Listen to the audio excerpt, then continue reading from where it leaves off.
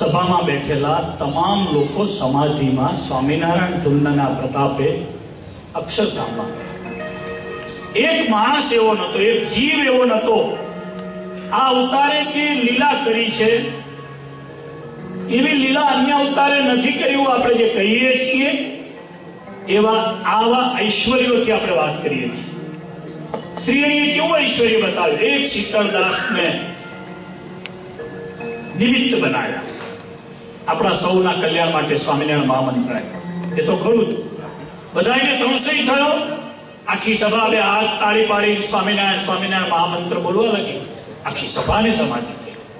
આખી સભાને સમાધિ થાય આવું આશ્ચર્ય સ્વામિનારાયણ સંપ્રદાય સિવાય આ વર્લ્ડમાં ક્યાંય જોવા ન મળે. સ્વામિનારાયણ સંપ્રદાય સિવાય આખા વર્લ્ડમાં આપણને ક્યાંય જોવા ન મળે.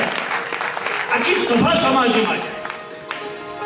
એક દિવસ, બે દિવસ, 5 દિવસ, 10 દિવસ નહીં, મહિનો, 2 મહિના, 4 મહિના, 5 મહિના, 6 મહિના સુધી શ્રી હરિએ બધાને સમાધિમાં રાખ્યા છે. શરીરના ઓર્ગન કેમ કામ કરતા હશે ભગવાન જાણે. એ પરમેશ્વરની લીલા હશે. સ્વામિનારાયણ